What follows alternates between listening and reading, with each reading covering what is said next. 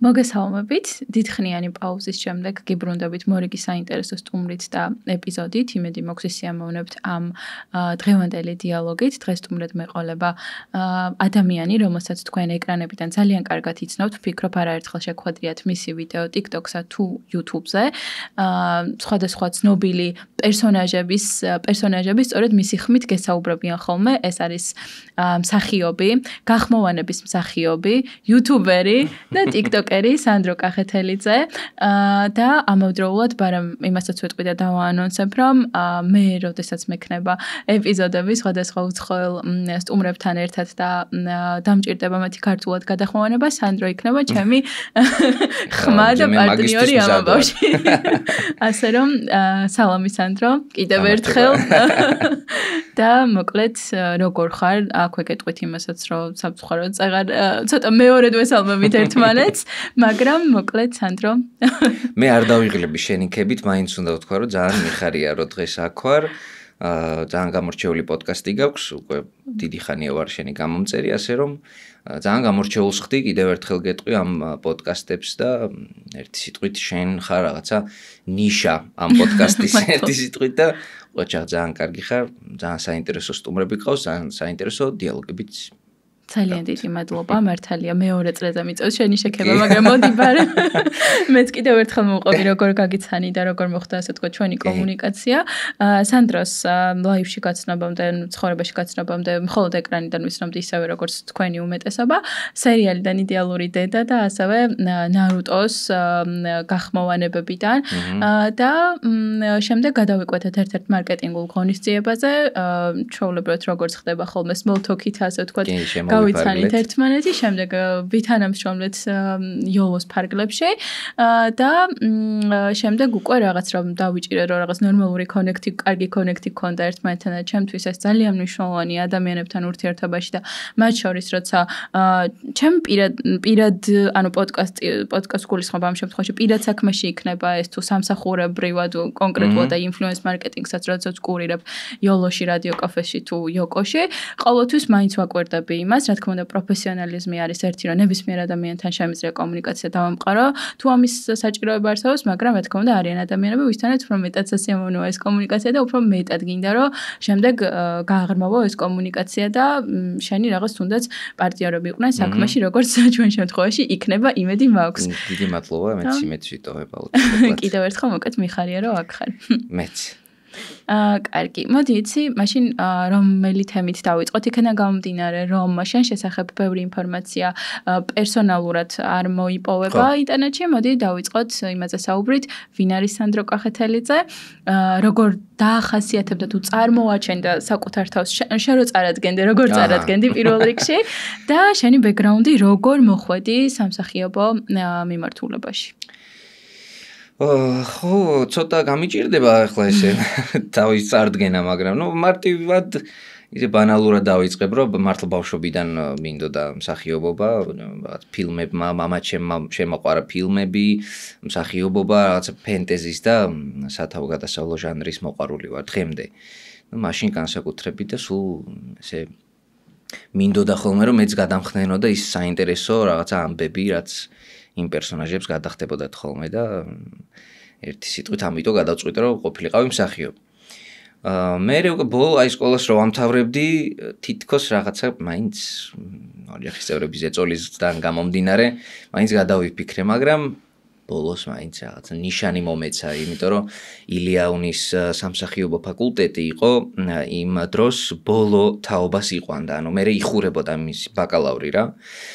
და რაღაცა ნიშნად მივიღე მართლა ეს და მეთქი აუცილებლად სამსახიობოზე უნდა გავაგრძელო მეთქი და მაინც იქით მიმიწია გულმა და ჩავაბარე სამსახიობოზე და მე დავამთავრე ერთი სიტყვით, ცოტა ხანიკაც ვთამაშობდი თეატრში, ილიაუნის თეატრში, მოზარდ მაყურებელთა თეატრშიც ვთამაშობდი, ბელიაშვილზე რო არის თეატრი, წისქვილის თეატრი, იქაც ვთამაშობდი მიუზიკლებში, თან წამყვანი ვიყავი რაღაც ივენთებზე, თან მსახიობი. და ეხლა პრინციპში უკვე მივხვდი რომ რაღაცა თეატრი თითქოს არ არის ჩემი რა, არსებობს რა, რაღაცა რო იბადები, ან რაღაცა არის შენი, ან რაღაცა არ არის რა, და რაღაცნაირად ვერ ვიგრძენი, ვერ ასოდეს თავი კომფორტულად რა თეატრში, იმიტომ რომ მიუხედავად იმისა, რომ ჩემი მეგობრები არ მეთანხმებიან, რომ რაღაცა ხო ხდება და მე მაინც ძალიან სტრესავს არ ვიცი რატო, მაგრამ ცოტა ისე ვუყურებ რა, რაღაცა ყოველთვის ასოცირდებოდა თეატრი ჩემთვის მღელვარებასთან, ნერვიულობასთან, პასუხისმგებლობასთან და ხო, დიდად კომფორტულად ვერ ვიგზეინ თავი ერთი სიტყვით. მაგრამ რასაც ვერ ვიტყვი კამერაზე და ეკრანებზე. იმიტომ რომ აი იდეალური დედა რო ახსენე, ეგ იყო ჩემთვის პირველი სატელევიზიო როლი ერთი სიტყვით და ძალიან გახარებული ვიყავი, მახსოვს რომ დამირეკეს და მითხრეს რომ გილოცავო და გამტკიცესო როლზეო, მიუხედავად იმისა, რომ ცოტა შტერი პერსონაჟი მყავდა, მაინც გავართვი თავი ერთი სიტყვით. და ეს ხო რაღაც პირველი ნაბიჯი იყო ეგ ზუსტად იდეალური დედის კასტინგი, რომ რაღაც 500 კაცი იყო მისული თუ რაღაცა და დაგამტკიცეს შენ და უკვე პასუხისმგებლობა დაგეკისრა და უნდა ითამაშო და მანდ მოვიწამლე ზუსტად მე უკვე ეკრანთან მუშაობით, კამერასთან უფრო სწორად და იმის მერე კიდევ ვითამაშე რამდენიმე სერიალში, ფილმებშიც ვითამაშე, ხა ბოლოს 2 უცხოური პროექტია, სამწუხაროდ არ მაქვს პროექტების დასახელების უფლება, მაგრამ ძალიან საინტერესო პროექტია და ვილაპარაკოთ ამაზეც სხვა პოდკასტში, როცა დრო მოვა. მაგრამ მოგვიანებით ზოგადადაც შევეხოთ. კი, აუცილებლად. იცი რამ დაკითხო, ჩემთვის როგორც ამ სფეროში არ ჩახედული ადამიანისთვის ძალიან მაინტერესებს კულისებს მიღმა რა ხდება. მათ შორის თუნდაც როდესაც თეატრალურში აბარებდი, აი თუნდაც გამოცდები როგორი სახით, აი რას აბარებდი, მე თვითონ როგორ სწავლობდი, იმიტომ რომ ჩემი ცოდნით დილეტანტური რაღაც ესე მსმენია, რომ თუნდაც თეატრალურში კი სწავლობენ ადამიანები, მაგრამ იგივე თუნდაც კამერასთან მუშაობას ისე ვერ სწავლობენ და ასე შემდეგ. ხო, არც კამერასთან მუშაობა ისწავლება ჩვენთან სამწუხაროდ და არც მიკროფონთან, იმიტომ რომ მაგაზე კიდე ცალკე ვისაუბროთ გახმოვანების სფეროში რა პრობლემებია, მაგრამ ჩემს შემთხვევაში მე ვსწავლობდი ილიას სახელმწიფო უნივერსიტეტში. იქ ცოტა განსხვავებული პრინციპი იყო შოთა რუსთაველის სახელმწიფო თეატრის დრამის უნივერსიტეტისგან. იმიტომ რომ როდესაც თეატრალურში აბარებ, იქ წინასწარ შესარჩევ ტურებს გადიხარ. შიდა ტურებს, სადაც ცეკვას ნახულობენ როგორც ცეკვა, მღერი, სმენას გიმოწმებენ, მხატვრულ კითხვას, ლექსებს, ყველაფერს მოკლედ ერთ სიტყვით წინასწარ უნდა განსაზღვრონ მათ. შენ შეძლებ თუ არა ამ 4 კურსის ასე ვთქვათ გადალახვას. იმიტომ რომ მე სულ ამბობ ხოლმე რომ მსახიობობას ვერ ისწავლი. უნდა დაიბადო და მე რაღაცა უნდა განვითარდე, დაიხვეწო და ან ხარ მსახიობი ან არ ხარ ერთი სიტყვით. და ჩვენ შემთხვევაში ილიაში ეს ტურები არ არსებობდა, იმიტომ რომ იქ იყო ზოგადი სტრუქტურა, ილია ხო კონკრეტულად თეატრალურ მიმართულებას არ ასწავლიდა, იყო ერთ-ერთი განხრა თეატრალური დარგი, ასე ვთქვათ. ასე რომ იმაშიც იყო მორგებული იგივე პრინციპები, რაც ბიზნესის, რაც ეკონომიკის, რაც იურიდიულის ფაკულტეტებს ეხებოდა და ცოტა აცდენა იყო სისტემურად რა, იმიტომ მოხდა მე რაც მოხდა, ჩვენ ჩავაბარეთ დაახლოებით 16 ადამიანმა ჩავაბარეთ, ერთ ჯგუფელები ვიყავით 16 კაცი და დავამთავრეთ 3 თუ 4 ადამიანმა რა, იმიტომ რომ მე უკვე წავიდა გაცხრილვის პრინციპი რა, იმიტომ რომ შენ ან აკმაყოფილებ იმ ასე ვთქვათ სემესტრის მოთხოვნილებებს, ან ვერ აკმაყოფილებ. იქ უკვე მიდიოდა მათემატიკური განსაზღვრა, თუ რამდენად შეუძლია ამ მსახიობს, რომ აი ეს სიტყვაზე პირველი სემესტრი იყო ცხოველების იმიტირება და ცხოველების რაღაცა განსახიერება გქონდა, ნივთების, ალბათ გაგონილი გექნება, რომ რაღაცა ეტიუდები უნდა გააკეთო, სადაც ხარ ლომი, სადაც ხარ ნაჩნიკი, ღამისანათი უფრო სწორად და ძალიან რთული იყო ჩემთვისაც და ძალიან ბევრისთვის რა და ამიტომ ზოგმა რაღაცა ეტაპი გაიარა, ზოგმა რაღაცა ვერ გაიარა რა. ხო, თუმცა იქ კიდე სხვა ასე ვთქვათ ასპექტებიც გამოიკვეთა, რამდენად სწორი იყო ეს მათემატიკური გამოთვლები და რამდენად არასწორი, ეს უკვე ძალიან სუბიექტური რაღაცა. იქ უკვე პროფესიონალებმა უნდა გადაწყვიტონ და ცოტა რთულია მაინც განსაზღვრა რა, როდესაც ხა წყვეტ სტუდენტის ბეცის გააგრძელებს სწავლას თუ ვერ გააგრძელებს. მით უმეტეს ბოლო თაობა ვიყავით, სიტყვაზე ვინმე რო ჩარჩენილიყო, ანუ ხელმეორედ ვერ გაივლიდა საგანს, ასე რომ უწევდა რაც პროფესიის შეცვლა და ნუ მოკლედ ძალიან ხა შიდა სამზრეულოში შევედი, ასე რომ რთული იყო კი, ძალიან ჩემთვისაც ძალიან რთული იყო და ბევრისთვის ერთი სიტყვით და თვითონ სამსახიობო სფერო ძალიან რთულია. როგორც თეატრში მოხვედრა რთული, ასევე ეკრანებზე ხო საერთოდ ძალიან რთულია. ისედაც ცოტა პროექტია, ძალიან გვიჭირს ამ სფეროში სულ ერთმანეთს გავს ყველა პროექტი თითქმის რასაც გადავხედავთ. აი ბოლო პერიოდში რაღაცა გამოიკვეთა თითქოს ის სხვა ჟანრია, ის ხო, მაგრამ აი მაინც რაღაცა პატარა ქვეყანა ვართ, ერთი პრობლემები გვაქვს და ძალიან გვიჭირს რომ გავცდეთ საზღვრებს, ასე რომ ამაზე ხო მე ვფიქრობ ძალიან სამუშაო გვაქვს მთელ ქვეყანას. თუმცა აი Netflix-ზე რო ვისაუბროთ, Netflix-ი ხო სხვადასხვა ქვეყნებში შედის, როგორც ჩვენთან, ანუ რატომაც არ შემოდის, მთავარი მიზეზი ბაზრის სიმწირეა? ალბათ კი, ხშირ შემთხვევაში პატარა ქვეყნების სამწუხაროდ უბედურება ეგ არის, რომ არა მარტო Netflix-ი, თუნდაც PlayStation-ი არ არის შემოსული, ეხლახან შემოვიდა HBO-ც, აი ისიც არ ხარჯავენ ფულს იმაში, რომ ქართულად გაახმოვანონ მაგალითად პროდუქტები რა. იმიტომ რომ Netflix-იც ხო შეგვიძლია ყიდო, მაგრამ ქართულად ვერ ვისმენთ. ვერც HBO-ზე, ვერც Prime Video-ზე, ანუ ესეთი გიგანტები, ასე ვთქვათ, თანხას არ დებენ იმაში, რომ შენგან რაღაც წამოიღონ სამწუხაროდ რა. ხო და ასე რომ მაშინ როგორ ვთქვა, რა პერსპექტივა აქვს მსახიობს დღეს საქართველოში? ჯერ თუ გინდა ზოგადად მსახიობს, მე მით უმეტეს ალბათ გახმოვანების მსახიობს, ამ პირიქით, რა ვიცი. ხო.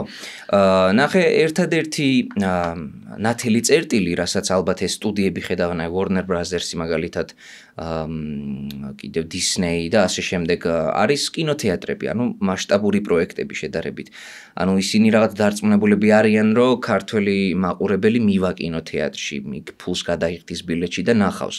და ინტერნეტ სფეროში ცოტა რთულად გვაქვს საქმე, ნუ აქ უკვე შემოდის პირატული საიტების პრობლემა და მათი აღმოფხვრის პრობლემა ერთი სიტყვით რა, ძალიან რთულია, სენსიტიური საკითხია დღესაც ქართველი ხალხისთვის, იმიტომ რომ იყო ხო რაღაც შემთხვევა, როდესაც თითქოს მცდელობა იყო ამ პირატული საიტების აღმოფხვრას, მაგრამ მაინც ვერ აღმოიფხვრა რა.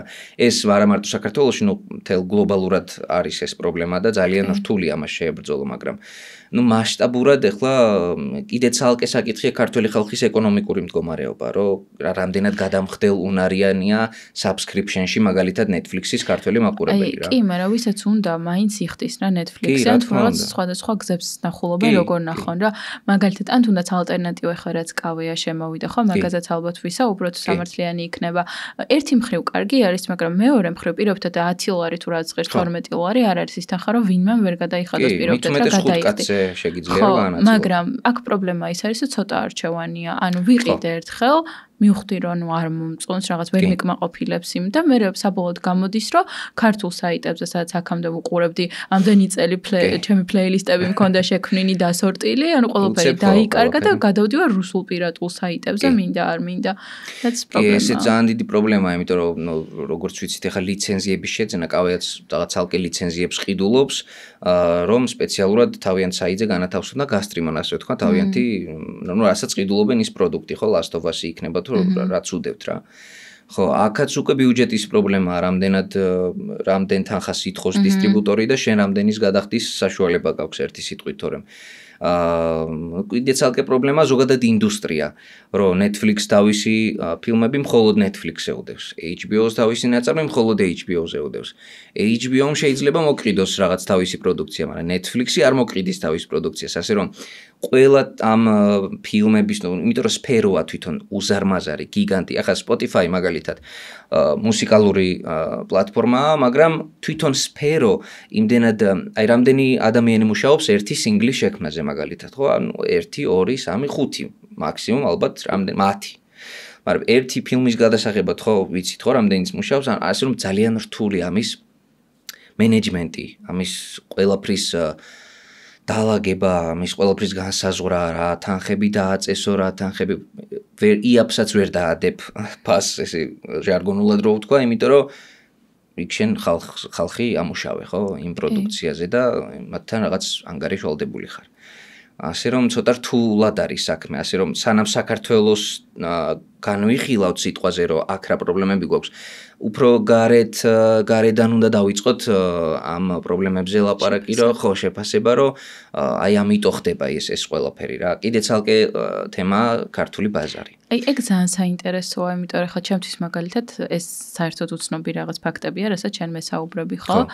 მე როგორც მომხმარებელი და აუდიტორია, ალბათ იმას უფრო ვაკვირდები ხოლმე. რაღაც მომშება შევიდე პირობითად კავიას ამ ვიღაცის მდგომარეობაში, მაგრამ ეს ისეთი რაღაც საოპერაციო მომენტებია, რომელიც ეს დახურული თვალისთვის არ არის ცნობილი და მე აუდიტორიას მაგიტო ღიზიანდება და ბრაზდება, რომ გონია რომ აი თუ იქ პირატულად ვუყურებ რაღაცას და იქ თუ ხელმისაწვდომი აქ რატო ვერ გადმოწერეთ ერთი და ახლა ზუსტად ეგ არის რომ საწევია ასე ვთქვათ ცნობიერება ქართულ ხალხში რომ ყველაფერი ესე მარტივად არ არის სამწუხაროდ რა მესმის რომ არ გვაქვს საშუალება ეს 2x2-4-ია ამაზე აღარ ვისაუბროთ ჩვენი მდგომარეობა ცალსახაა მაგრამ ხო რეალობა სხვანაირია რა სამწუხაროდ ესეა.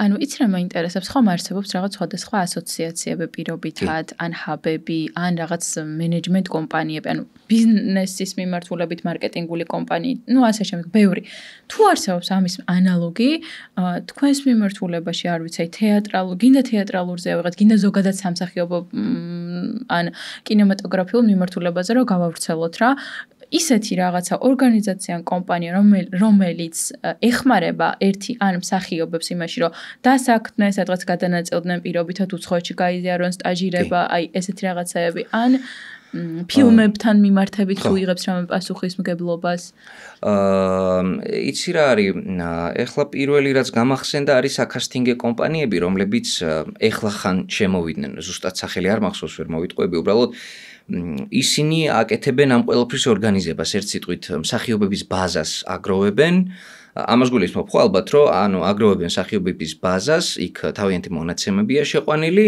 და როდესაც დამკვეთი უკვე მოდის ამ საკასტინგე კომპანიასთან ამ კომპანიას აქვს უკვე კატალოგი მსახიობების რაღაც ასაკის მიხედვით, ვიზუალის მიხედვით, ხმის ტემბრის მიხედვით, ყველაფრის იმაღლება, ანუ ნებისმიერი მახასიათებლის ენების წოდნა და ასე შემდეგ. კი, ეგეც, მაგრამ აი ეგ კომპანია იგივე თუ იღებს იმაზე პასუხისმგებლობას რაღაც კუთხით, რომ შენ უფრო მეტად პრომოუშენი გაგიწ. აი როგორც მენეჯერები ყავთ ხოლმე რა. გასაგებია.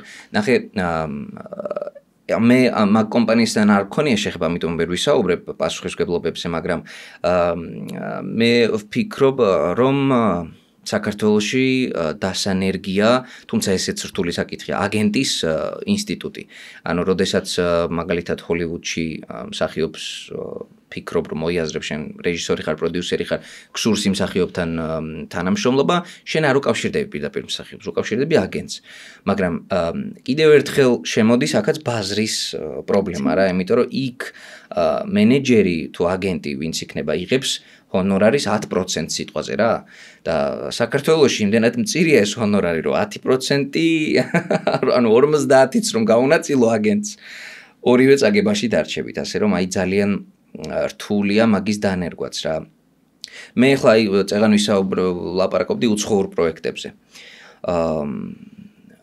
იქ შევეჩეხე ზუსტად მაგ პრობლემებს რა ანუ ზუსტად რომ რაღაცა არ იყო რიგზე და ჩემი უკვე მეგობრები ვინც უცხოელი მსახიობები ვინც იყვნენ რატომ არ ეუბნები შენს აგენტს მეუბნებოდნენ და იმიტომ რომ არ მყავს აგენტი ერთი სიტყვი და მყავდა ნუ კასტინგის მენეჯერი რომელთანაც მქონდა კომუნიკაცია ძალიან კარგი ადამიანი ძალიან სწორი აქცენტები ჰქონდა მასაც და ერთად ძალიან კარგად ვითანამშრომლეთ მაგრამ თვითონ ის ფაქტი რომ უკვე დაჩაგვრა ხდებოდა ჩემი ძალიან არ მომეწონა რა იმიტომ რომ უცხოელ მსახიობებს თუ რაღაცა ისე ვექცევით აი ეს ქართველია რა მოდი რა ხო ცოტა რაღაცა ისეთი მიდგომა იყო. ნუ მაგრამ არ გავატანინეთ თავისი ასე ვთქვათ და ხო სამწუხაროდ ესეთებიც ხდება და ამას ჭირდება კი გეთანხმები ამას ჭირდება მენეჯმენტი ყურადღება ჭირდება თუმცა ძალიან რთულია ხო კომერციალიზებაც ჭირდება და ბაზრის სიმწირის გამო ძალიან რთულია ეს ყველაფერი. ესე ძალიან საინტერესო თემაა, ან აი ვისი პასუხისმგებლობა შეიძლება იყოს ეს, ან როგორ შეიძლება ისეთი რაღაცა პროდუქტების თუნდაც შექმნა, ან რაღაც კომუნის შექმნა, ან ასე შემდეგ, რომელიც ადგილობრივ ბაზარზე მოღვაწე მსახიობებს დაეხმარება რეალიზაციაში და თუნდაც არ ვიცი რეგიონებში სპექტაკლებით სიარული როტაციულად ან არ ვიცი ასე შემდეგ. ნუ ამ შემთხვევაში ალბათ კულტურის სამინისტრომ უნდა ითავოს ეს თავის თავზე, რომ გაანაწილოს ამ მენეჯმენტი მოახდინოს ასე ვთქვათ ამ ყველაფრის და თუნდაც ახალგაზრდა მსახიობები, რომლებიც დაამთავრებენ თეატრალურ უნივერსიტეტს, მათი უზრუნველყოფა მოხდეს რაღაც თეატრებში ან ასე შემდეგ. ჩვენთან მაგალითად ეგეთი პრინციპი იყო, რომ როდესაც გამოცდას ვაბარებდით ბოლო სადიპლომო გამოცდას, ჩვენ გვაფასებდა კომისია და კომისიის შემადგენლობა იყვნენ ერთი თეატრმცოდნე და რამდენიმე თეატრის სამხატვრო ხელმძღვანელი, რომელსაც თუ მოეწონებოდი, ის წაგიყვანდა თავისთან და დაგაწყებინებდა სიტყვაზე თავის დასში მუშაობას ხო თეატრში. მაგრამ ან მოეწონებიან არა, ეგეც ძალიან რთული საკითხია რა. სუბიექტური და კიდევ ოკეი, ანუ უფრო მაღალი პროცენტი თვითონ მსახიობზეა დამოკიდებული, როგორ იღბალიც არის, რა თქმა უნდა, მთავარი კომპონენტი, მაგრამ მაინც თვითონ მსახიობზეა დამოკიდებული მის შრომის მოყარეობაზე. ხო, არ უნდა კი, როდესაც რაღაც თანამშრომლობა შედგება, ადრე თუ გენ ყოველთვის დგება ხოლმე ერთი სიტყვით ერთი მსახიობისთვის ცხოვრებაში ერთხელ მაინც. აი იქ უნდა დაიხარჯო, იქ უნდა ბოლომდე, პუნქტუალურად უნდა მოიქცე, რაღაცა უნდა დაანახო, რომ შენთან მუშაობა საინტერესოა. და გარდა იმისა, რომ შემოქმედებითად ხარ კარგი მსახიობი, კარგი ადამიანიც უნდა იყო, ანუ პატივისცემის მხრივ, მოწესრიგებლობის მხრივ და კომუნიკაციის მხრივ, რა თქმა უნდა რა. და აქედან უკვე ხდება, ამყარებ კომუნიკაციას ბევრ პროფესიონალთან და უკვე აქედან იწყებ. ის რა მაინტერესებს, მე მახსოვს რაღაც წლების წინ რომელიღაცა არ მახსოვს მედიაში გავრცელდა ინფორმაცია, რომ რაღაც უცხო საერთაშორისო პროექტისთვის უნდათ ქართველი მსახიობების ჩართვა და მათ ენობრივი ბარიერის გამო ვერ შეძლეს ეს ყველაფერი. მაინტერესებს შენ თუ გასწავლდნენ ინგლისურს უნივერსიტეტში ინდონეზზე, რომ შემდეგ პირობითად რო დაგპატიშონ, მოგიწვიონ რომელიღაც უცხო ენოვან პროექტში რამდენად დავსვით შეძლებ, რომ ითამაშო ეს როლი, რამდენად შენ თვითონ რამდენად ხედავენ ის ცოდნის მნიშვნელობას და თუ ხო არსებობს რაღაცა საიტები, სადაც დისტანციურად შეგეძლო, რომ იყო voice-over-ის მსახიობი, ინგლისურ ან რუსულ ან რა ვიცი რა ენაც იცი იმ ენაზე და შენ თუ იყენებ. კარგი კითხვაა ძალიან, იმიტომ რომ ძალიან კარგი პასუხიც მაქვს. ერთი სიტყვით ძალიან აუცილებელია, მე ვფიქრობ დღეს რა, დღეს ინგლისური და კომპიუტერი თუ არ იცი, ერთი სიტყვით გინდ მსახიობი იყავი, გინდ რაღაცა ნებისმიერი პროფესიის მქონე ადამიანი. ძალიან საჭიროა რა, იმიტომ რომ უნდა გავიხედოთ მაინც საზღვრებს გარეთ ქართულმა მსახიობებმა, იმიტომ რომ სულ ერთ წრეზე ტრიალი აი ძალიან დაგუყავს. არ ვიცი, ხა მე პირადად მაგალითად ძალიან მადგება. უნივერსიტეტშიც ვსწავლობდი კი ინგლისურს, მაგრამ უფრო ჩემით ვისწავლე რაღაც ფილმების ყურებით, ანიმეების ყურებით და ასე შემდეგ, ამით უფრო გავიღრმავე YouTube-ის ყურებით ყველაზე მეტწილად ცოდნა ინგლისურში.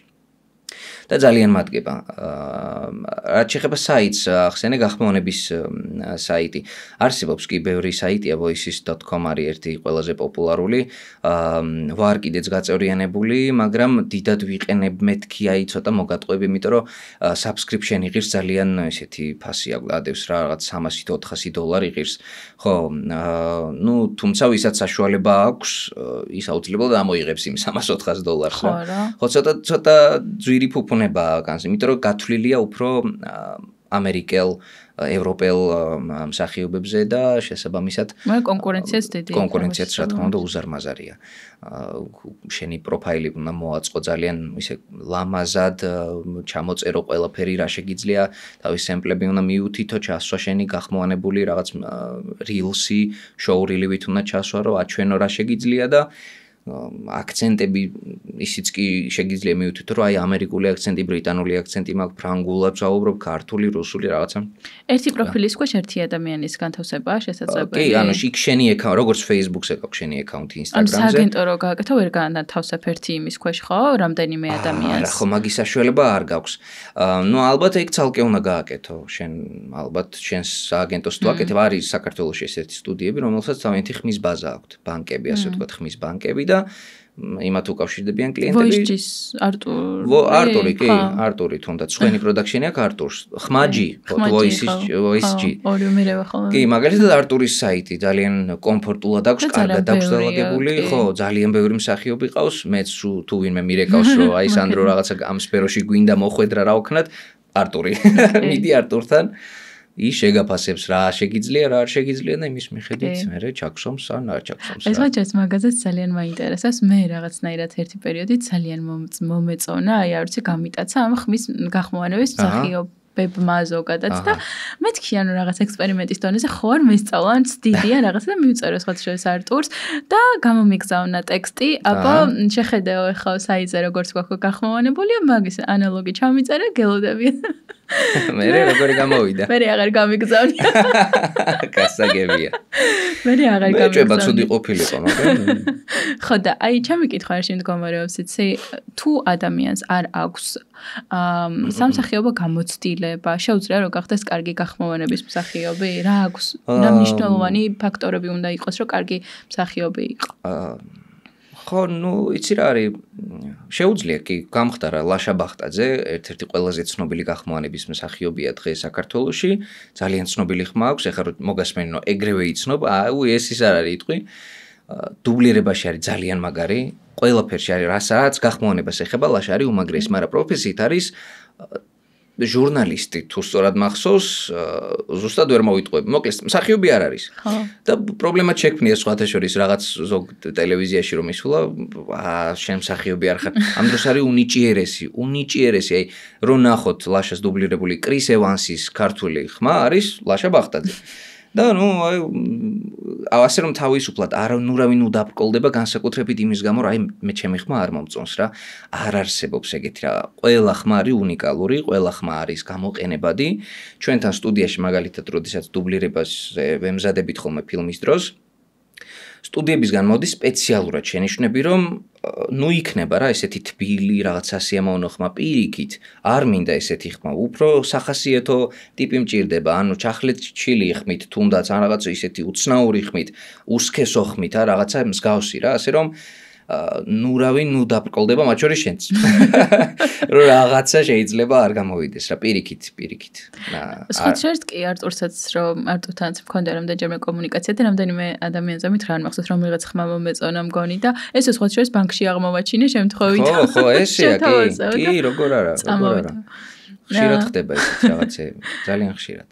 იცი რა მაინტერესებს, შენ რომ გვითხრა როგორც პრაქტიკოსმა, გახმოვანების მსახიობმა, ადამიანმა რომ დაიწყოს იგივე საქმიანობის მუშაობა. რა სჭირდება მას? როგორც მინიმუმ ალბათ აღჭურვილობა, როგორ უნდა დაიწყოს, მერე ტექნიკურად როგორ უნდა მიუდგეს ამ ყველაფერს და აი მთლიანი ეს რაღაც პროცესი როგორია? მე მოგიყვები როგორ დავიწყე და ძალიან მარტივად მივხვდები როგორ უნდა დაიწყოს ყველა. YouTube-ზე ვნახე ტუტორიალი. How to make voiceover for TV series ან რაღაცა და ჩაწერე და ეგრევე ტუტორიალს ამოგიგდებს რა. ერთი სიტყვით ლეპტოპი თუ გაქვს, მე მაგალითად ლეპტოპით დავიწყე, მე ძალიან მიყვარს ანიმე, დღემდე ძალიან მიყვარს და ბავშვობაში უფრო მიყვარდა. მე-10 კლასში ვიყავი დაახლოებით, როცა მივხვდი რომ იცი რა ანიმეს ჭირდება კარგი გახმოვანება რა, იმიტომ რომ დღესაც არა აქვს სამწუხაროდ კარგი გახმოვანება ანიმეს, ასე რომ დავიწყე რომ მეთქი მე ვიქნები მესია რაღაც ანიმეს გახმოვანებაში რომ აუცილებლად მეთქი და ეხლა რომ ჩაგირთო ჩემი პირველი გახმოვანება შეიძლება სისხლიც ამოგვივიდეს და ყველას ვიცხედავ. ხო, ასე რომ დაბრკოლდება მაგით. ეხლა ჩვეულებრივი ლეპტოპი მქონდა, მამა ჩემის ძველი მსუქანი ლეპტოპები იყო თან მაშინ, რაღაცა ერთადერთი ნორმალური მიკროფონი მქონდა მაგ ლეპტოპს. თან აი კამერასთან მქონდა და აი ესე მეჭირა ლეპტოპი და ესე ვახმოვანებდი ანიმეებს რა, ერთი სიტყვით ძალიან მარტივი ხმის ჩამწერი სტუდია პროგრამაც კი გამოგადგებათ, ან ვიდეო სამონტაჟო პროგრამაც გამოგადგებათ. რაღაცა ნებისმიერი სახის მიკროფონითაც რომ დაიწყოთ, უბრალოდ საქმე არის სამსახიობო ოსტატობაში ხშირ შემთხვევაში, როდესაც ფილმების და სერიალების გახმოვანებაზე, ანიმაციების გახმოვანებაზე მიდგება ხოლმე საქმე.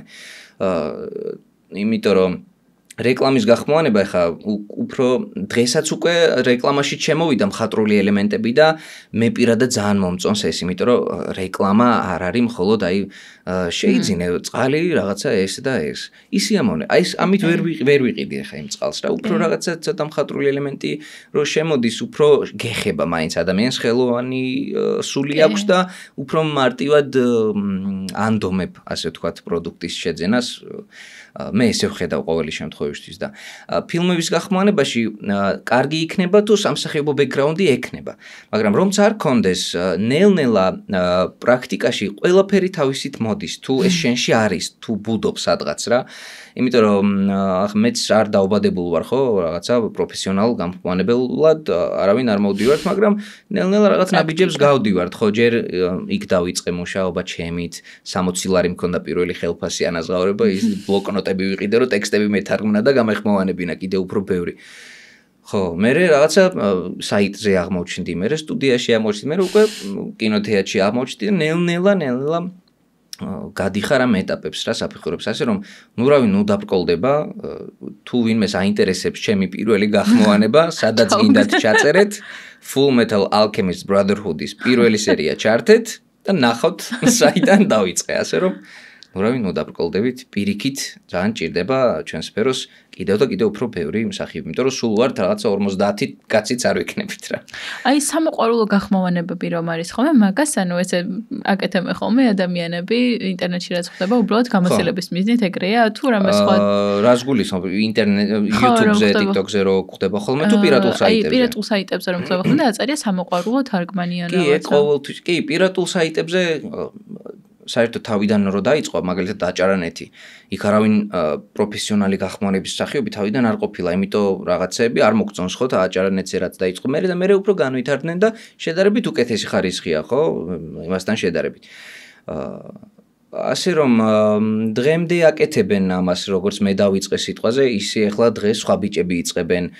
ძალიან მეგობრობ რამდენიმე მათგანთან, სულ რაღაცა მინდა რომ რჩევა მივცე, მეკითხებიან თვითონაც ინტერესდებიან, მიგზავნიან რაღაცებს, სხვა შეგვიფასეს ან რაღაცა ძალიან მაგარია მეთქი, აი ამას თუ იზამ უფრო მაგარი იქნება და ჩემი მხრივ რაღაცა რაც შემიძლია ვცდილობ ხოლმე, იმიტომ რომ სამწუხაროდ არ გვაქვს ხო საქართველოში სასწავლებელი, რომელიც გვასწავლის ამ პროფესია, პირდაპირ დავარქმევ, ცალკე პროფესია, იმიტომ რომ მოდიან ჩვენთან თეატრის მსახიობები, კინოს მსახიობები კასტინგებში, როდესაც ცხადება მე ვკურირებ უშუალოდ კასტინგებს და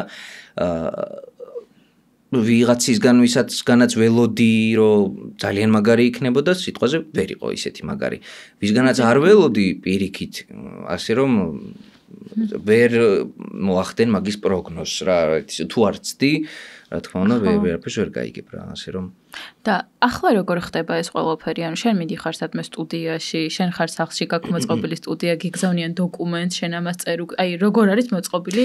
ხო, აი გააჩნია რა მოთხოვნა. ეხლა მაგალითად, როდესაც რეკლამებს წერ, მაგალითად არტური, როდესაც მეძახის, ხშირ შემთხვევაში უკვე სახლი დამწერ ხოლმე, იმიტომ რომ დავაპგრეიდე ჩემი სეტაპი და უკვე დავდე ის ხარისხი, რომ სიტყვაზე სახლიდან შევძლო რაღაცა რეკლამისთვის ხმის ჩაწერა. ხშირ შემთხვევაში საერთაშორისო ბრენდები მაგალითად ითხოვენ ხოლმე რომ უშუალოდ მივიდეთ სტუდიაში, ჩართვა მოხდეს მათი მხრიდან, მარკეტინგის გუნდი ჩაგვერთვება ხოლმე, რაღაც მითითებებს გვაძლევს და უშუალოდ სტუდიიდან ხდება ეს ყველაფრის ჩაწერა, იმიტომ რომ სიტყვაზე შეიძლება რაღაცა უამრავი შენიშვნის მოცემა ძალიან უყვართ. ოღონდ აი 5 კაცი როზის 5-ვესთვის მოსაწონი უნდა გააკეთო რა. ხშირ შემთხვევაში ვერ ხდება ეგ ამბავი, მაგრამ 5-ვეს თავისი ვარიანტი უნდა ჩაუწერო ერთი სიტყვით.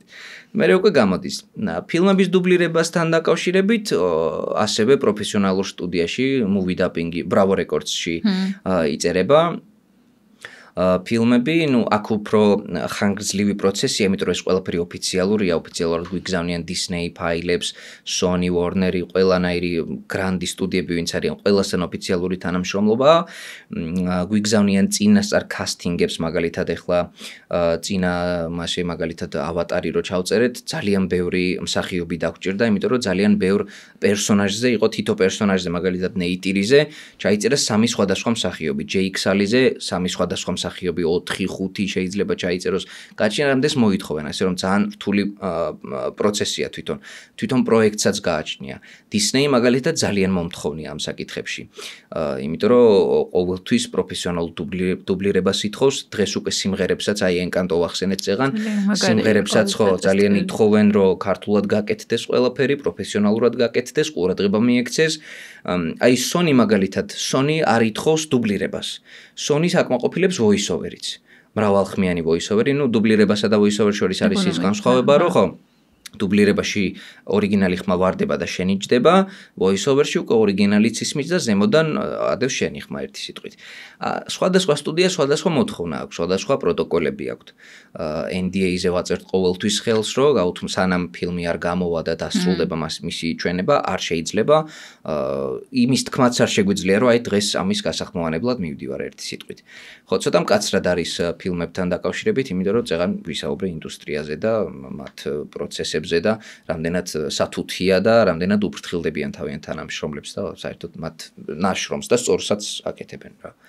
ნამდვილად ფანტასტიკური იყო. მეტი არ მახსენდება, ალბათ იქნება კიდე რაღაც პროექტები, მაგრამ Encanto იყო ფანტასტიკური მართლა. ისე ხო უყურე კინოთეატრში, მე და პატარა ბავშვები ვიყავით. მე კარგი ხარი იმას ვღეროდი ხოლმე. ჩვენ არ მახსენეთ ბრუნოსთან რაღაც ანვაი არის მართლა ძალიან მაგარი იყო. პროექტი ძალიან ტკბილად მახსენდება. იდეალური თარგმანი იყო, აი ეგ თეატრებში წეს ხო არ თარგმნია არ მახსოვს სამწუხაროდ ვერ ვიტყვი. არ მახსენდება ეხლა ვინ თარგმნა, მაგრამ მახსოვს რომ ძალიან ბევრნი მუშაობდით, ანუ ბევრნი ვიყავით და ყველანი ერთად ვაკეთებდით რა, ანუ მე მსახიობი ვარ და ეხლა ტექსტი არ მეხება, ესე არ არის, არ ხდება რა, გუნდი ვართ იქ და გუნდი მუშაობს ამ ყველაფერზე და რაღაცა ეს ტექსტი თუ არ მოგწონს, მოდი შევცვალოთ რა, რაღაცა მელოდიაში ჩავსვათ უფრო უკეთ, უფრო რაღაცა მოვარგოთ ისა ასე რომ ერთიანი პროდუქტი შევქმნით რა და ძალიან მიხარია რომ. იცი რა მინდა კიდევ კითხვა, ჩემი პერსონალური ის არის ასაღან კითხვა. თეატრი მე ძალიან მიყვარს. ფილმებიც ძალიან მიყვარს. მაგრამ დაკურებული ვარ ერთ რაღაცას რა, ჩემი ის არის ეს უკავშირი. თეატრში მივიდივარ, მეჩვენება ხოლმე, რომ ზედმეტად თეატრის მსახიობები ვინც არიან, მე ფილმებში ვინც მოდიან, ზედმეტად ემოციურად თამაშობენ ხოლმე რა და ერთი მხრივ ეს ჰიპერბოლიზება რა თქმა უნდა მესმის რომ არის მსახიობობის ნაწილი და ზოგადად იმის ნაწილი რომ რაღაც სჭირდება თეატრს პირობითად, მაგრამ რაღაც მომენტებში დოზირებული მართლა არის თუ ეს არამსახიობი ადამიანის შთაბეჭდილება? არ ვიცი, რა მე მაგის პრობლემას მეც ვხედავსი, რაღა დაგიმალო. იმიტომაც ვერ გრძნობდი თავს რაღაც ალბათ კომფორტულად, რომ ხო, მაგრამ თეატრის სხვა სამყაროა საერთოდ რა, უფრო მხატვრული სამყარო, ახლა ცოტა უშნო ვაშორებ ერთმანეთისგან თეატრს და კინოს, მაგრამ კინოში მეტად რეალიზმი ფასობს, უფრო ორგანულობა ფასობს. თეატრში შეგიძლია რაღაც, უნდა ხმამაღლა თქვა, რომ რაღაც ბოლო პარტერის ბოლო რიგში გააგონო მაყურებელს ხმა. სხვა ტექნიკები არის იქ სათამაშო, რეკვიზიტები გაქვს, რომელიც პირობითობას გიქმნის სცენაზე და გაცლებით რთულიც არის მე თუ მკითხავ რა, მაგრამ კინოში უკვე სხვა სირთულე შემოდის, უკვე ორგანულობის სირთულე შემოდის. იქ შეიძლება გარემოში კომფორტულად ხარ და კი სახლში ხარ და შენ პერსონაჟი ხარ და შენ სახლში ხარ. მართლა სახლში ხარ, ოღონდ გადასაღებ სეტზე ხარ. მაგრამ აქ უკვე შემოდის რამდენად ორგანული ხარ, რამდენად კარგად ატყუებ მაყურებელს, ანუ ისე უნდა მოატყუო მაყურებელი, რომ არ მოატყუო. ეს არის ყველაზე მთავარი სირთულე ფილმის რა. თეატრში სხვათა შორის უბრალოდ ხო იმას სხვა ესთეტიკა აქვს რა, იქ სხვა რაღაც ფასობს. აი აუდიტორიის პულს რო გრძნობა ალბათ და შენც უკვე მსახიობისთვის ასეა. კი, მაგრამ მე როგორც მაყურებელი აი ესე ვხედავ რა, თეატრში რომ მიდიხარ, არ უნდა მოელოდო რომ რაღაც იქ სიტყვაზე ვიღაცა რაღაცა ძალიან ესეთი იქნება რა სიტყვაზე. აი სხვა შორის ცოტა ინტრიგა გველოძუა კითხვა, როგორც მე ვეძახი ხოლმე. აი თანამედროვე ქართული თეატრებიდან შენს ესთეტიკასთან ახედვასთან ყველაზე ახლოს რომელი არის და შენ თუნდაც რომელი სპექტაკლი თუ შეგიძლია დასახვა, რომელი მოგწონს ამ ეტაპზე? ქართული თეატრებიდან მიჭირს რა ერთის აი რამ არ არის საოცრებელი რომ ერთი აი ზოგადად უფრო მეტად რომელი თუნდაც თეატრები ან სპექტაკლებია შენს ესთეტიკასთან ახლოს. დოიაშვილის სპექტაკლები მომწონს ძალიან. ახლა ბოლოს თოლია ვნახე, მეტი არ მინახავს სამწუხაროდ, მე უკვე რაღაც არეულობაც დაიწყო. მალევე სამეფო უბნის თეატრი, ჩემთან დიდად ახლოს ვერ არის, მაგრამ როგორც მსახიობი, ცოტა ალბათ გამიჭირდებოდა იქ თამაში, იმიტომ რომ ცოტა სხვა სტილის სპექტაკლები აქვს, დოკუმენტალისტური უფრო რა, უფრო აბსტრაქტული სპექტაკლები აქვს. აი თუმანიშვილშიც ძალიან მომწონს რამდენიმე სპექტაკლი. თუმანიშვილში უფრო კლასიკური სპექტაკლებია და ეს ვოდევილი მიყვარს ძალიან თუმანიშვილის ჯერ დაიხოცნენ, შემდეგ იქორწინეს. აი საოცარი სპექტაკლია, გოგა პიპინაშვილი და ნინელი ჭანკვეტაც თამაშობენ. ნუ აი ზლაპარი რა, ერთი 3-ჯერ, 4-ჯერ მექნება ნანახი. ძალიან კარგი სპექტაკლია. ხო, მეტი იმდენად ალბათ ვერცერთს მეც ვერ გამოვარჩევა, ალბათ. ხო. ასევე იცი მე რას ჩემი უკავშირი რა არის და ეგეც ალბათ მე რეჟისორების მეყოლება იმედი მაქვს სხვა თეატრების და მათაც ვკითხავ ამას, მაგრამ მსახიობის პერსპექტივაც მაინტერესებს. რომ მე ვარ ხოლმე თეატრში, ყველგან არა, მაგრამ ბოლო პერიოდში აი რაც ყოფილვარ დადგმებზე, მგონია ხოლმე რომ ხანდახან ხელოვნურად გაწელილია რა, პირობითად რა ის რაც შეიძლება საათნახევარში მოქმედებაში მოყვე 2 საათნახევარზე გაწელილი და ერთი მხრივ შეიძლება ხანდახან ვსვამ ხოლმე კითხვას თანამედროვე ადამიანის აღქმის პრობლემა ხო არ არის, რომ იმდანაც სკროლვას და მონიტორებს ვართ შეჩვეული, რომ სხვა რაღაცა რო ცოტა დიდი ხანი გრძელდება, ვეღარ ვეგუებით თუ მართლა ეგრეა. შეიძლება კი, არ ვიცი, რომ ზოგიერთი რეჟისორი მიმართავს ამ ხერხს, რომ სპეციალურად რაღაცა გაწელავს, შეიძლება იქ კულისებს მიღმა არის რაღაცა მოსახდენი და იმიტომ უნდა მოესწროს ეს ყველაფერი ტექნიკური თვალსაზრისით, მაგრამ ესეც შეცდომა ხო არ უნდა მოაწყინო მაყურებელს თუ ტელეფონისკენ გაიქცა თვალი, იქ უკვე დამთავრებულია შენი სპექტაკლი ერთის. მე ესე ვფიქრობ. ხო, და მეორეს მხრივ ეგეც არის რა თქმა უნდა, რომ უფრო უცებ მომიყვე მირჩევნია. ეხლა ადრე მაგალითად რამდენიმე წლის წინ იყო ბალიშის კაცუნა დადგეს თეატრალურ უნივერსიტეტში ოღონდ. თამაშობდნენ სტუდენტები. ისეთი გარემო იყო შექმნილი. თითქოს ჩვენც იქ ვიყავით. ანუ სცენაზე არ იყო მოქმედება. რაღაც შენობაში ვიყავით, ცენტრში ესე ვიდექით და დაჯდომის ისიც არ იყო, პარტერი არ იყო საერთოდ. ვიდექით და ვუყურებდით იქ 3 კაცი რას აკეთებდა. მე მეორე მოქმედებაზე ავედით მეორე სართულზე, იქვე. იმერსიული იყო პრაქტიკულად. ხო, ანუ უფრო ისეთი იყო რა. საოცარი სპექტაკლი იყო. საერთოდ 2 საათი ალბათ კი გრძელდებოდა 2 საათი. საერთოდ არ მქონია იმის შეგრძნება, რომ ან გაიწელა, ან რაღაცა ისე ეგეც ძალიან გამკვირვებია, იმიტომ რომ უცხოეთში ძალიან პოპულარულია იმერსიული თეატრების სპეციფიკა და საქართველოში რატომაც, ანუ ესე არ შემხვედრი, არ ვიცით თქვენ უფრო მსახიობებმა იცით, რომ მაყურებელს შეუძლია მონაწილეობა მიიღოს სპექტაკლში. რა თქმა უნდა, გაწერილია იქ რაღაცა გზები, სადაც ანუ ყველაფერს ვერ გააკეთებ, მაგრამ ის რომ პირობითად ნიღაბი გამოართვა უცებ, ანუ გადახვიდე მეორე ოთახში რაღაც ჭიქა აიღო, აი არის. აი საბა ასლამაზიშვილი არის ერთი რეჟისორი, თანამედროვე რეჟისორია, ფოთის თეატრის სამხატვრო ხელმძღვანელია და საბას ხელწერა ზუსტად ეგრო სადაც ხდება პიესაში მოქმედება, იქ მიდიან და იქ თამაშობენ. მაგალითად, ქონდა სასაფლაოზე სპექტაკლი გაკეთებული. ხო, ცოტა ისეთია, ხო? ეკლესიაში ქონდა სპექტაკლი გაკეთებული, იმიტომ რომ იქ ეკლესიაშია სიტუაცია, ხო? მოქმედება მიდის ეკლესიაში. აი ესეთი ექსპერიმენტები ძალიან მიზიდავს, ხო? და უფრო ყურებაც ხდის. მოდი პირდაპირ თქვათ, გარდა იმისა, რომ გითრევს და რაღაც ცოტა ეპატაჟურია, ძალიან გაინტერესებს რა, ანუ ეს ზედაპირული არ არის. მიდიხარ, ნახულობ და იქ ხარ, იმათთან ხარ. და ცოტა სირთულეებსაც ეჯახებოდა ხოლმე სასაფლაოზე რომ რაღაცა ხო, საქართველოში ვართ ხო, რაღაცა ისეთი სენსიტიური თემა. მაგრამ რისკავს და იმარჯვებს კიდეც, იმიტომ რომ ხო, ძალიან ცნობილი რეჟისორია დღეს უკვე საქართველოში. ასე რომ საინტერესო ხედვაა ძალიან. კი, გეთანხმები აბსოლუტურად. იცი რა მაინტერესებს კიდევ, შენ ალბათ ყველაზე ნაკლებად გეხება ეს კითხვა, რადგან შენ მსახიობიც ხარ და გახმოვანების მსახიობიც, მაგრამ აი ალბათ ქონია ეგეთი მომენტები, როდესაც პერსონაჟი ძალიან მოგწონებია და გინდოდა რომ ეს პერსონაჟი ხმის გარდა ფიზიკურადაც, ანუ გახმოვანების გარდა ფიზიკურადაც გეთამაშა. და აი ეგ განცდა მაინტერესებს, როგორია, როდესაც შენ ერთი რომ შენ კი არ ხარ პერსონაჟი ხარ და მეორე ამ პერსონაჟის ჩრდილის უკან ხარ და შენ არ ჩახარ რა. ეგ ჩვენი ზევდაა გახმოვანების მსახიობების. ხო, აი ეგეთი მომენტი მქონდა მაგალითად, აი ტიმოთი შალამეს როცა ვახმოვანებ ხოლმე, თუნდაც დიუნში, თუნდაც ვონკაში რო გავახმოვანე, აი ორივეზე მქონდა ის მომენტი, რომ აუ, აი ახლა მიმიშვი და აი ვითამაშებ სიამოვნებით, ახლა შევძრები სიტყვაზე მოადდიბის თუ ვილი ვონკას ტყავში რა. ეგ მომენტი მქონია.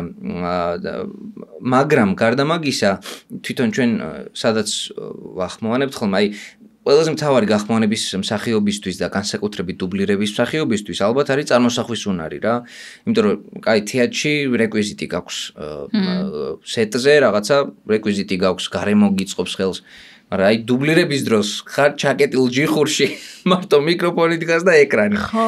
და ძალიან რთულია რა ერთი სიტყვით რომ მოახდინო ახლა იქ რაღაცა ტექსტი გიდევს მოისმინო გააქართულოთ ან მარტო წავიკითხე ტექსტი ხო არ არის იქ უნდა აზრი გამოიტანო ტექსტიდან ცოტა უნდა იფიქრო რა მდგომარეობაშია პერსონაჟი არაფერი არ იცით ამ პერსონაჟზე ხო ფილმიც არ გაქვს ნანახი რეჟისორის მოყოლილი იცი უბრალოდ და ტრეილერი გაქვს ნანახი მაქსიმუმ რომ აი ესეთი ტიპია რა ასე რომ ძალიან რთულია რომ მე გავაქართულო და ქართულად ავამეტყველოთ ახლა ეს პერსონაჟი იმიტომ რომ მარტო ტექსტი წავიკითხე ხო არ არის როცა ჩვენი თავარი ამოცანა არის ის რომ ეს პერსონაჟი ქართულად როგორ ითამაშებდა როგორ ამეტყველდებოდა რა ეს ძალიან რთული მისია განსაკუთრებით იმ გარემოში და ხშირად რაღაცა რომ ახტო მაგიწევს ან რაღაცა შენც უნდა ახტე და რაღაცა ხელი უნდა გაიქნიო და ასე შემდეგ და ასე შემდეგ და ძალიან საინტერესოა კი აი ძალიან მინდა ხოლმე რომ ამაზე ვაკეთო ძალიან ბევრი კონტენტი მაგრამ არ მეძლევა ამის საშუალება იმიტომ რომ წეღანაც ვთქვი რომ არ გვაქვს ჩვენ უფლება რა რომ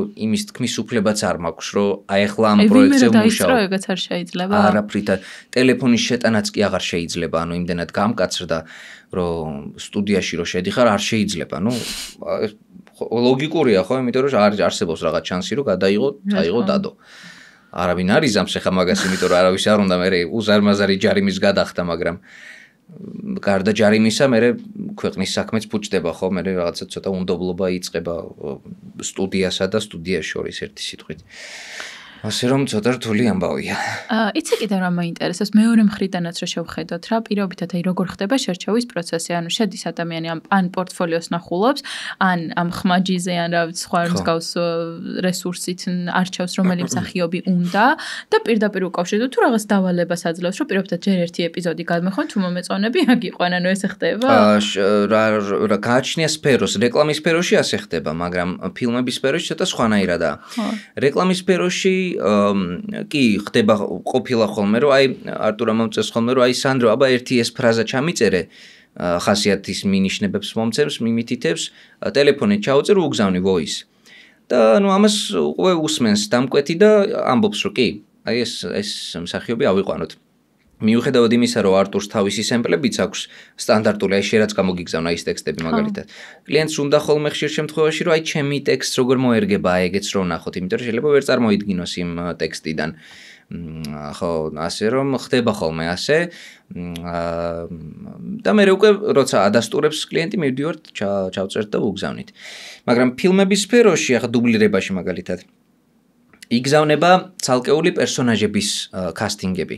აი წეგან ავატარი რო ვახსენე მაგალითად, მოდის რაღაცა შოურილი პერსონაჟის, რომელიც ფილმის განმავლობაში, აი ავატარის მეორე სერია რომ მოვიდა, პირველი ფილმიდან ჰქონდათ აღებული მაგალითად ნეიტირის მომენტები, ხო? და იმ პირველ რილსზე გაიგზავნა რამდენიმე კასტინგი, რამდენიმე მსახიობი, ყველამ ჩაწერა ერთი რილი, ანუ რაღაცა პერსონაჟის პალიტრასავით არის ეს შოურილი, დაახლოებით რომ წარმოიდგინო, როგორ თამაშობს გაბრაზებულ მომენტში, როგორ თამაშობს გახარებულ მომენტში, როგორ თამაშობს ემოციურ სევდიან მომენტში, მარტივად რო ვთქვა. და აი ამ ყველაფერს როგორ უმკლავდება მსახიობი, მე იმას უყურებენ და ხედავენ, ხმა რამდენად უხდება მსახიობს ძალიან მნიშვნელოვანია კიდევ. რამდენად შეესაბამება კი ასაკობრივად ხმის ტემბრით, ჩახლეჩილი არ არის ჩახლეჩილი და ასე შემდეგ. ბავშვებს ახმოვანებენ ხოლმე უფროსები ვაიმე. ხო, აი ესეც ერთ-ერთი ის არის რა, ხო, შეცდომა. აი ხა ბოლო პერიოდში განსაკუთრებით მოითხოვეს მაგალითად რომ ბავშვებზე რომ ვაგზავნი სიტყვაზე კასტინგს უნდა ჩაიწეროს აუცილებლად ბავშვები რა აი წლების წინ არ იყო ასე მაგრამ ეხლა ბოლო პერიოდში უკვე შეიცვალა და მეტი ყურადღება ექცევა ერთი სიტყვით რომ უფრო პროფესიონალური გახდეს გახმოვანება რა. ხო. ძალიან იცი რა მაინტერესებს კიდევ, როდესაც ახმოვანებ, ანუ შენ არა მოდი კონკრეტულად განვაზოგადო ჩემთხოვე გახმოვანებისა ზოგადად პერსონაჟის რამდენად მნიშვნელოვანი აქვს იმ თვითონ გამხმოვანებლის ხასიათს და ენერგეტიკას რა, იმიტომ რომ მაგალითად შეიძლება რომ ადამიანი იყოს რაღაცა უჟმური და ამ დროს აი როდესაც შედის ამ როლში, აი ფანტასტიკურად თამაშობს. კი, ეს თავიდან ბოლომდე მსახიობზეა დამოკიდებული. არსებობენ ისეთი მსახიობებიც, რომლებიც რაღაცა დააშტამპულები არიან, ასე ვთქვათ, ცოტა ისე რომ ვთქვათ, უხეშად, რომლებიც მარტო დადებით პერსონაჟებს წერენ, არსებობენ მსახიობები მარტო უარყოფით პერსონაჟებს წერენ და აი ეს მსახიობი ამაზე არ წავა სიტყვაზე ამ როლზე რა, მაგრამ არსებობენ მსახიობები, რომლებიც, აი მე მაგალითად ვონკაშიც ჩავწერე ტიმოთი შალამე და დინუშიც ჩავწერე ტიმოთი შალამე რა. აი პრაქტიკულად უკვე ხმა გამოდიხარ მაგას ოპცია. ხო, უკვე კი, ტიმოთი შალამეს მართლა ესე გამოდის, რომ ტიმოთი შალამეს ხმა მე გამოვდივარ რა, იმიტომ რომ ეს ამ ხელშეკრულება არ გაქვთ ეგეთ რაღაცებს, შემდეგზე შენ იყო პირობითად მსგავსი ხელშეკრულება არ გვაქვს, ეს საბუთში არ გვიწერია, მაგრამ სტანდარტული კონტრაქტები გვაქვს, რომლის მუშაობის დროს ვაწერთ ხელს, რომ აი ამ პროექტზე ვიმუშავე, NDA-ზეც ვაწერთ ხელს და სამაგარია, იმიტომ რომ ადამიანის ასოცირებაც მე იმ ხმასთან ხდება რა. კი, აუცილებლად. აბსოლუტურად მსახიობზეა დამოკიდებული რა. აი მაგალითად კიდევ ლეონარდო დიკაპრიოს მაგალითად ნიკა წერედიანი ახმოვანებს. რაიან რეინოლდს ახმოვანებს ლუკა ახალაძე. აი წეგან ლაშა ბახტაძე ვახსენე, კრის ევანს ახმოვანებს ლაშა ბახტაძე. ისე ძალიან ცუდ რაღაცაში უნდა გამოვტყდე ახლა, ანუ ენკანტოს გარდა მე მგონი ქართული გახმოვანებით არ მახსენდება კიდევ რა მინახავს. ანუ ძალიან ხშირად როდესაც ქართული გახმოვანებით ვთავდი ფილმს, ანუ მე გამოვრთავდი ხოლმე რა, ანუ მართლა ვერ ვიხსენებ კიდე რომელი მაქვს ქართულად მოსმენილი და ძალიან სამწუხაროა. აი ზუსტად მაგ თემაზე ძალიან მინდოდა ლაპარაკი, რომ აი ძალიან ხშირ შემთხვევაში მაყურებელს ქართული გახმოვანება გონია ხოლმე, რომ აი პირატულ საიტებზე რაც დევს აი შეგვიძლია მეტი არაფერი რა, იმიტომ რომ არ აქვთ ნანახი, არ წასულან კინოთეატრებში, არ უნახავთ ქართული პროფესიონალური დუბლირება, როგორ კეთდება. რამდენად კარგია, რამდენად ცუდია, მომისმენია კრიტიკაც, ქებაც, ასე რომ ძალიან მნიშვნელოვანია ამის ცნობიერების ამაღლებაც რა, იმიტომ რომ უნდა ცოტა რაღაცა მხარდაჭერა გამოუცხადოთ იმ მსახიობებს, ხო, რომლებიც ამისთვის შრომობენ და ცდილობენ, რომ ეს ინდუსტრია რაღაც ცოტა ზემოთ ამოწიონ და ეს ძალიან მნიშვნელოვანია. და ხშირ შემთხვევაში მაყურებელს გონია, რომ არ წავალ რა, იმიტომ რომ დამხვდება აი რაც დევს სიტყვაზე პირატულ საიტზე და არ მიღირს ახლა იმაში ფულის გადახდა. და მე რომ მიდიან უკვე ხედავენ რომ ვონკა არის, ენკანტო არის, ავატარია, ის არის ხო ხდები და დედპული რო გავახმოვანეთ, აი საოცრება რა, ლუკა ახალაძემ რაც გააკეთა დედპულის გახმოვანების დროს, ალბათ, იმიტომ რომ მე რაიან რეინოლდსმა ის ტრეილერი რაც გამოუშვა YouTube-ზე დევს, ყველა ენაზე რაც კი დუბლირება მოხდა, ყველა ენაზე აიტვირთა რა, ანუ იქ YouTube-ს გვაქვს მიუთითო აუდიო რა და ქართულზე რო გადასვამდი, იყო ქართული დუბლირებული ტრეილერი. და ეს ძალიან მნიშვნელოვანია რა, ეხლა ენკანტოზეც მაგალითად თვითონ მაგ სიმღერის ავტორი ვინც იყო, ლინ-მანუელ მირანდა. მან განათავსა თავის Spotify-ზე ჩვენი გახმოვანებული სიმღერები. ქონდა ძალიან ბევრი ნახვა. მე YouTube-ზე რო შედიხარ, იქ compilation-ებს რო აკეთებენ Encanto dubbed in all languages. იქ რო არის ყაზახური, ფილიპინური და ჩინური და უკვე ქართულიც რო არის, სპეციალურად ვახსენე ის ქვეყნები, ხა ინგლისური და ფრანგულად რო ხმოვანდება ვიცით. მაგრამ იმად გვერდზე რო ჩვენც ვართ, ეს ძალიან მნიშვნელოვანია რა. მე იქ კომენტარში გიწერენ რომ აი ქართულმა მაგრად იმღერა რა. სხვა ძალიან ბევრი მე ვათვალიერებდი და ძალიან ბევრი მაგარი კომენტარი იყო, რომ ქართული როგორი მაგარია, როგორი მაგიურია და ანუ სასწაული. ხო, აი როდესაც ისმენენ, მე როდესაც ადარებენ უკვე იმ გახმოვანებას და ამ გახმოვანებას, მე საერთოდ სხვანაირად ხედავ ყველაფერს რა, ასე რომ ძალიან იმედია დღევანდელი ეპიზოდი ბევრი ადამიანს დააფიქრებს და მოუწოდებს და ცოტა დაანამუსებს მათ შორის ალბათ მეც რომ კინოთეატრში სწავლობ ქართულ ენას ვიყიდი ხოლმე როგორც წესი ან ინგლისურად თუ მივდივარ ინგლისურად ვუყურებდი და თუ ფილმებს ვუყურებ ძირითადად ინტერნეტში ანუ პირატული საიტებით რუსულ ენაზე ვუყურებ ხოლმე რუსული კარგად ვიცი და ჩემს ყურისთვის უფრო მარტივად ასაქმელია და ეგ ცუდია კი და ნუ იმასაც ვიტყვი უცებ რომ აი რუსული გახმოვანება ხო რატომ ვიცით და რატომ ვიცით რომ კარგი გახმოვანება აქვთ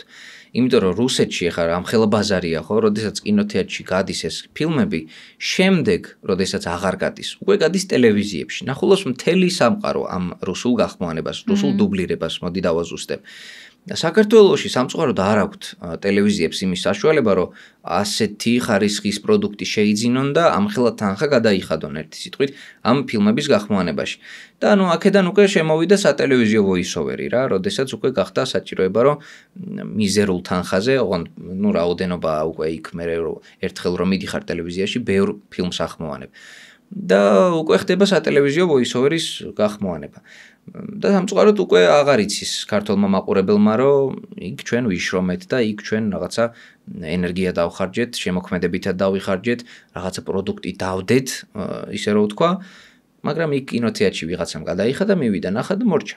მე უკვე იკარგება ეს ყველაფერი რა, არქივში იდება და ინახება რა და სამწუხაროდ ვეღარავინ ვეღარ ნახულობს მე. ამ ყველაფერს.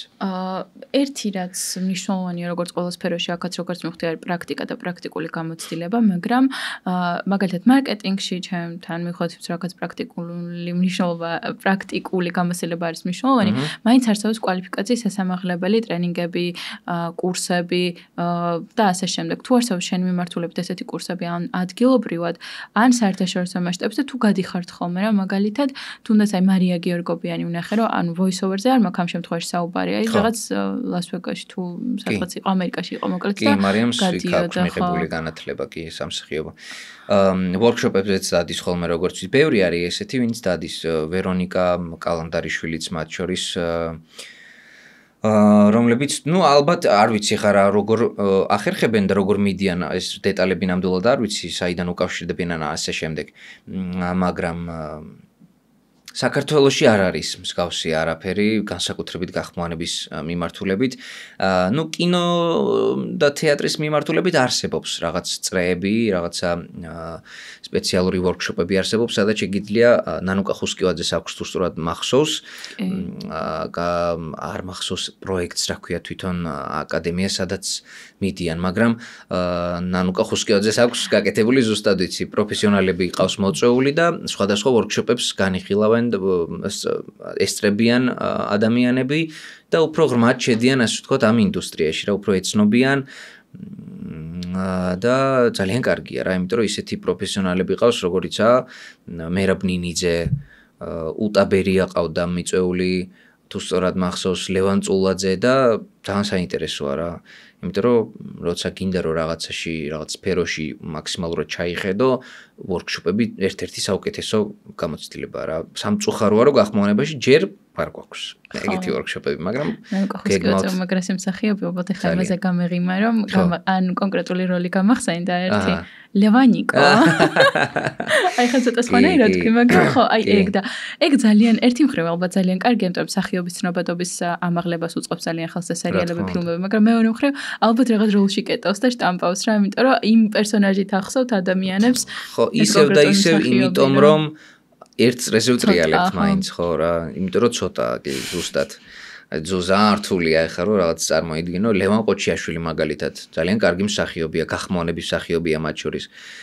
ძალიან რთულია უკვე წარმოიდგინო სხვა როლში ხო ეს ხო ანუ ძალიან გვიყვარს დათოც ძალიან ვაფასებთ ვიცნობთ დათოს პერსონაჟს მაგრამ ხო გოგა ბარბაკაძის დათო მაგალითად თუნდაც რთულია კი იმიტომ ერიდებიან ხშირ შემთხვევაში მსახიობები რომ გრძელვადიან სერიალში აღარ ითამაშონ რა ხო სამწუხაროდ ეგრეა იმიტომ რომ მე იშტამპებიან რა შეიძლება თვითონ შეიძლება კი არა ასეც არის ძალიან დიდი პროფესიონალები არიან ორივენი იმიტომ რომ თეატრშიც მინახავს მათი როლები და ვინახავს ტიფლიში მათ სხვანაირად სხვა როლი ქონდა ხო საერთოდ მაგრამ მაყურებელი მაინც მაყურებელია და რაღაც იარლიხს მაინც მოგაკრობს რა ერთი სიტყვით ხო ხო, ასე რომ მეც მაგალითად იდეალურ დედაში რო თამაშობდი, მე უკვე ძალიან გამიჭირდა რომ ჩემგან რადიკალურად განსხვავებული როლი მომეწებნა.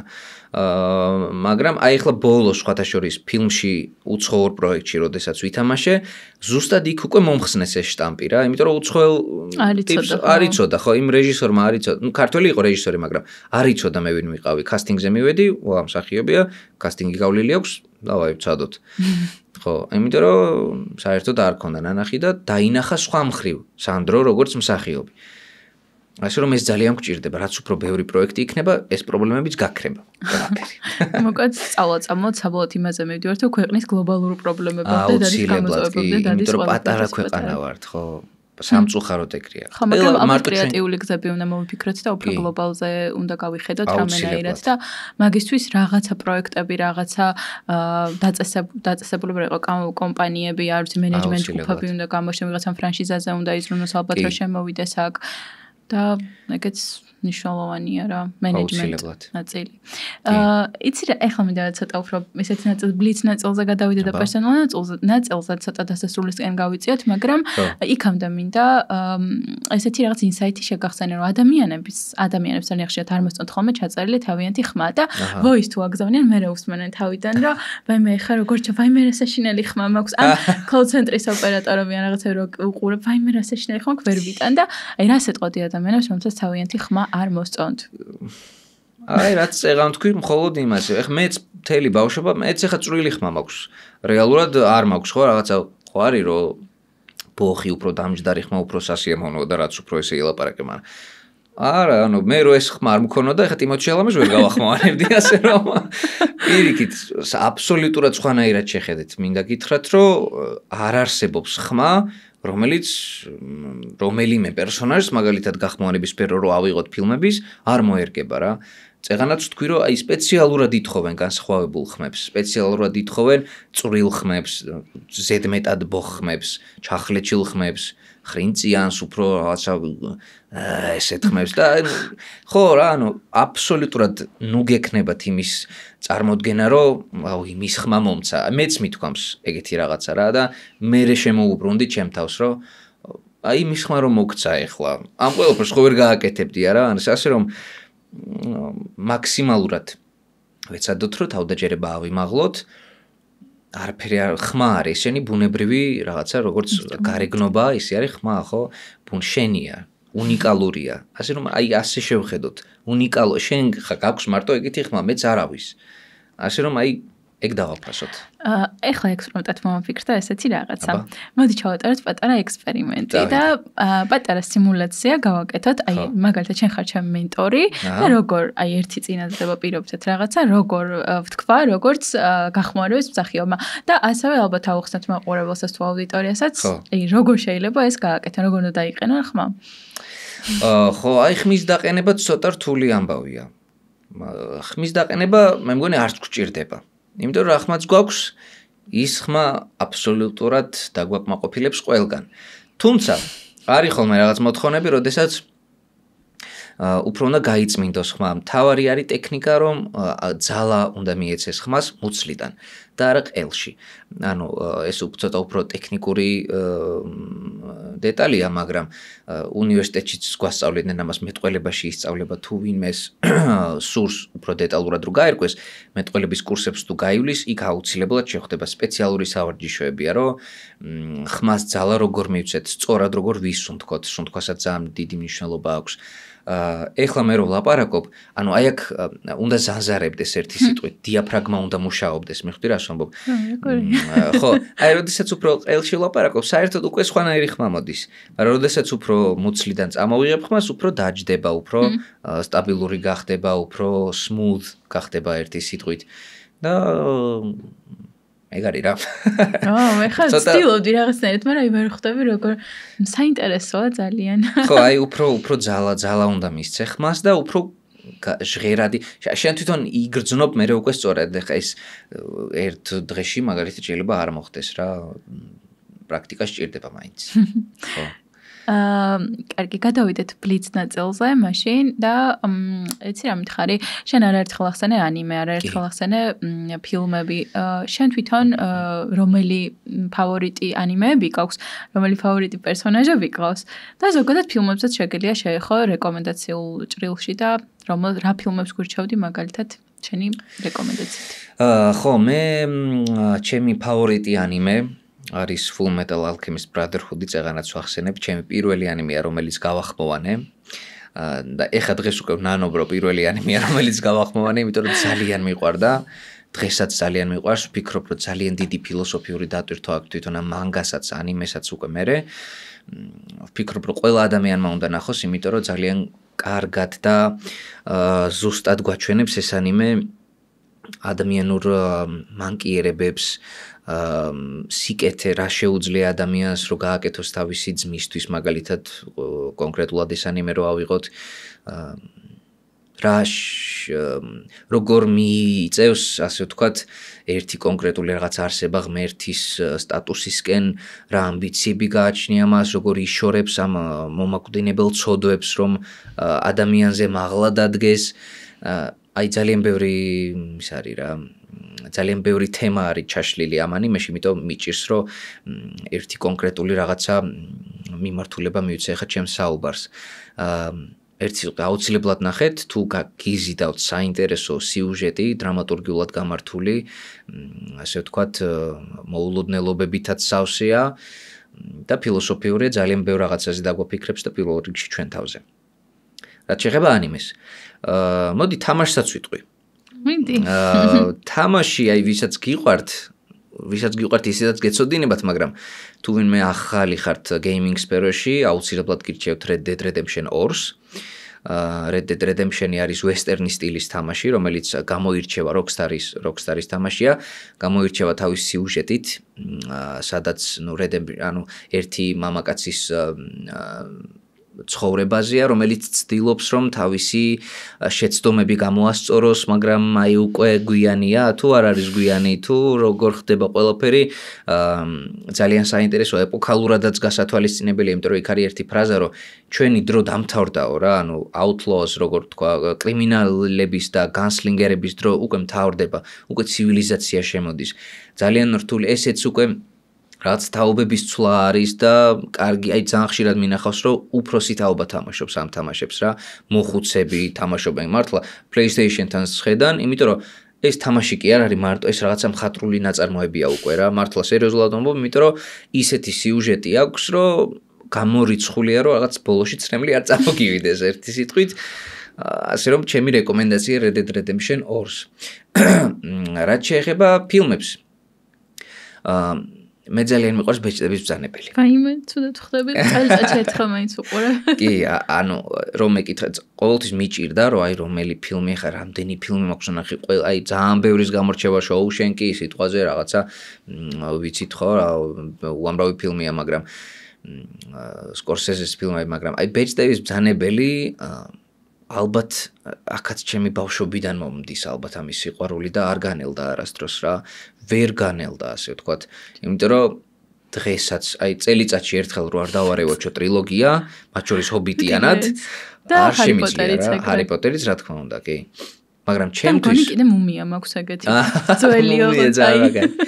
კი, აი ზუსტად მაგ ფილმების გამო მომინდა მე მსახიობობა რა, როდესაც უკვე წამოვიზარდე, არც განელებულა ეს სიყვარული რა, ბეჭდების ბრძანებელი, სამაგიდო წიგნია ჩემთვის, ყველანაირი გამოცემა მაქვს მე მგონი, ყველანაირი ყველაფერი წაკითხული მაქვს და გენიალურია უბრალოდ ყველა გაგებით. ჩემთვის საოცრებაა რა, იმიტომ რომ გარდა იმისა, რომ საოცარი სამყაროა, საოცარი სიუჟეტიც აქვს, საოცარი იდეაც დევს ამ ყველაფრის უკან, რომ უდიდეს ბოროტებას ამარცხებს სულ პატარა სიკეთეც, ჰობიტის სახით რა. ასე რომ და თან იცი რა მოვიცებს ხოლმე ყოველ ჯერზე ვუყურებ და თითქოს ისე ვუყურებ, თითქოს არ მაქვს ნანახი. და თან აი ხო ვითომ რა წინ წავიდა ტექნოლოგია, როდის არის გადაღებული ხო? მაგრამ ისე ვუყურებ, ანუ აი არ ვიცი, საოცარი არის, ულამაზესია და ანუ ვერავინ რაღაც სერიალიც ხო გადაიღეს მას შემდეგ, მაგრამ აი ახლოსაც ვერ მივა და თან მე რაღაცები ძალით არის ხოლმე კვოტების გამო შეტანილი და ეგ არ მომწონს ძალიან და მაღაზია. კი, მეც. ანუ უადგილო დროს რა თორე იმიტომ მე პიტერ ჯექსონი იყო მანდ მაგ პროექტზე Rings of Power-ში და მე დატოვა სპეციალურად თუ სწორად მახსოვს და თუ სწორად ვამბობ, ზუსტად მაგის გამო, რომ რაღაცეებში ვერ ემთხვეოდნენ ერთმანეთს რა სტუდია და პიტერ ჯექსონი და მე უკვე ჩამოშორდა, იმიტომ რომ დაამატეს რაღაცა სისულელეები რა. არ ჭირდებოდა საერთოდ ამ დროს. შეიძლება და ფანტასტიკურად მაგ სერიალის გადაღება. ხო, ასე რომ რაღაც იწმინდეებს არ უნდა შევვეხოთ. ეგ კენონ ივენტია რაღაც ლოტრის ფანებისთვის რა. ანუ ზოგადად ეხა ტრენდი არის რომ ძველი რაღაცების, ძველი ფილმების, სერიალების რიმეიქების გადაღება რომ და ალბათ მაგ რიმეიქის გადაღებას მაშინ აქვს აზრი, რომ ბევრად უკეთეს საკეთებთ და ანუ თუ იგივე საკეთებ რა საჭიროა ხო რა ვიცი. ვერ ხვდები ვერც მე და სულ რო ვარევოჩებ ყოველთვის იგივენაირად ნერვიულობ, როცა პირველი ნახვის დროს. ფროდო გადააგდე, ფროდო მოიშორე ბეჭედი სულ ეს მაქვს, მაგრამ. მეც. ჩემი საყვარელი მომენტიც რომელია მან ერთ-ერთი. აბა. როდესაც გენდალფი ეუბნება ბილბოს, რომ ბილბოს არა ბოდიში ფროდოს, რომ თუ არ ხარ დარწმუნებული, რომ თუ ბილბოს ეუბნება აღარ მახსოვს. თუ არ ხარ დარწმუნებული, შენ ხო არ შეგიძლია ადამიანს სიცოცხლე დაუბრუნო და ამიტომ არიჩქარო, რომ წაართვა სიცოცხლე და მე ფინალური მომენტი და აი ცუდად ხდები ყოველ ჯერზე მართლა. ეგ თუ სწორად მახსოვს მორიას სასახლეში რო შევლენ, მორიას მასში უფრო სწორად გამოქვაბულებში ზუსტად მანდეუბნება რა.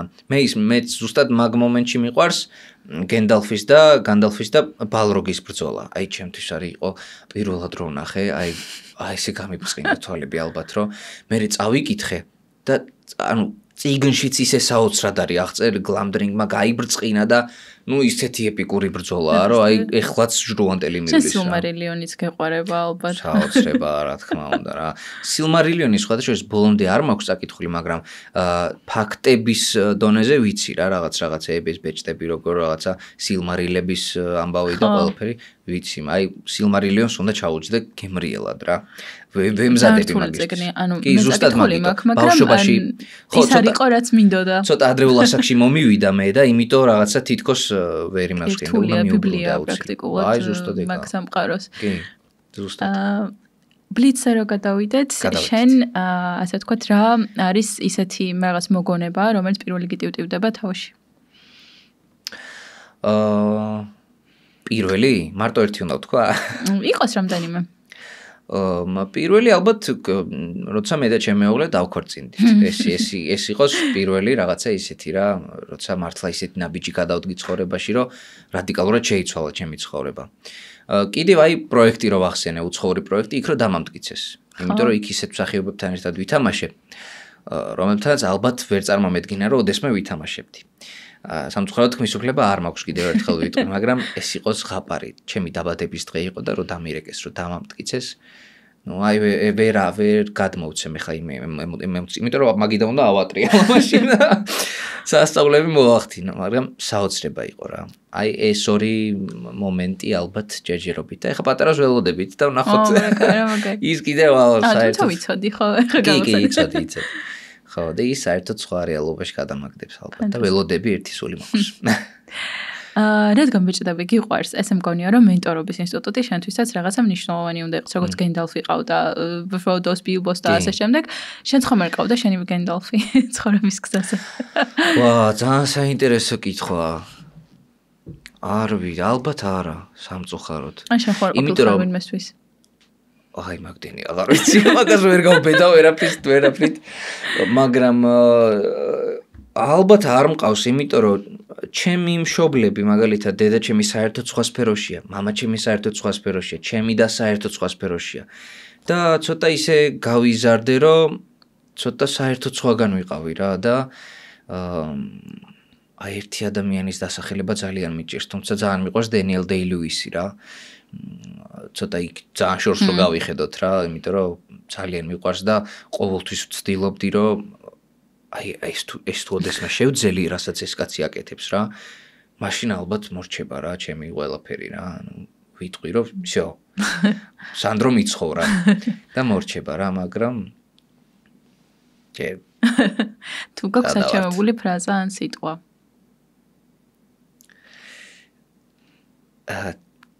არა, მე მგონი არა. საქციელი, რომლითაც ძალიან ამოყობ. კეთილი ვარ, მაგრამ ცოტა ხანდახან ცოტა ზედმეტიც მომდის ხოლმე, ხო, სამწუხაროდ. და მაგრამ თავში წამომრტყმელები მყავს, რომ გაჩერდი ახლა, რაღაცა მითხრან. და იკაია. რა არის შენი ცხოვრების უახლოესი მიზანი? უახლოესი მიზანი არის, რომ გავხდე კარგი მამა. უახლოესი. გრძელვადიანი. გრძელვადიანიც თქვა? კი. გრძელვადიანი ალბათ ის, რომ ალბათ დავამახსოვრო კარგად ქართულ ხალხს ჩემი თავი. როგორ გინდა რომ კარგად სულისხმობ დადებითად. როგორ გინდა რომ გაგიხსენო წლების მერე რა თქვენ შენზე? აი უბრალოდ კარგი ადამიანი იყო, რო თქვენ ძალიან გამიხარდება რა. გარდა იმისა, რომ კარგი მსახიობი და კარგი ისა კარგი, უბრალოდ კარგი ადამიანი იყო, რო თქვენ ძალიან გამიხარდება. ხო არ იყო ამ ეპიზოდში რაღაც ისეთი თემა, რომელსაც მე ვერ მოვასწორო შევხებოდი და შენ გინდოდა რაღაცნაირად გაგეშღერებინა, შენ ხო არ გაგ ჩემთან რამე შეკითხო. არა, ისეთი არაფერი. მე მგონი ამომწურავად ვისაუბრეთ. მე მინდოდა აი თამაშების ჩემი YouTube პროექტი მინდოდა გამეხსენებინა, ზუსტად Red Dead Redemption-ს რო ლაპარაკობდი, მინდოდა ზუსტად მანდ რომ მეთქვა, მაგრამ ვერ მოახერხე. ძალიან ვცდილობ, რომ ეს თემა ეხება იმასაც, აი Netflix-ზე რაზეც ვისაუბრეთ და ასე შემდეგ. ძალიან ვცდილობ, რომ უცხოელები, უცხოური სტუდიები, მათ შორის ქართველი მაყურებელი დავაინტერესო ამ სფეროთი და რაღაც ისეთი გავაკეთო, რაც ჯერ არ გაკეთებულა რა ამ სფეროში და ძალიან მეხმარებიან ჩემი მეგობრები, ჩემი კოლეგები, ვისთან ერთადაც ვმუშაობ, მეგობრობ, ძალიან გვიყვარს ერთმანეთი, ერთი ოჯახი ვართ ფაქტობრივად. ძალიან დამეხმარნენ, რომ გამეკეთებინა რაღაც საინტერესო პროექტები, მაგალითად აკაცუკის შექმნა გავაკეთეთ, ორიუჩა გავაკეთეთ, God of War Ragnarok-ის პირველი ეპიზოდი გავახმოვანეთ, Ghost of Tsushima გავახმოვანეთ და ამას მოყვა ძალიან დადებითი რეაქციები რა და ძალიან მიხარია ეს ყველაფერი. მათ შორის ჩვენ მე გავოგზავნე დაისუკე Tsuji არის ერთ-ერთი მსახიობი, რომელიც Ghost of Tsushima-ში ესეთი თამაშია PlayStation-ზე, უკვე Steam-ზე შეგიძლიათ შეიძინოთ. თავარ როლს თამაშობს დაისუკე Tsuji ერთ სიტყვით, motion capture-ით თამაშში ახმოვანებს კიდეც თავის პერსონაჟს და დაისუკეს გავოგზავნეთ ჩვენი გახმოვანებული Ghost of Tsushima. და ვთხოვე რომ უბრალოდ აი შეაფასე მეთქი და რა რეაქციაც გექნება, მეთქი აი უბრალოდ კომენტარი რომ გაგვიკეთო მეთქი. გამომიგზავნა 20 წუთიანი ვიდეო. საერთოდ არ ველოდებოდი, საერთოდ.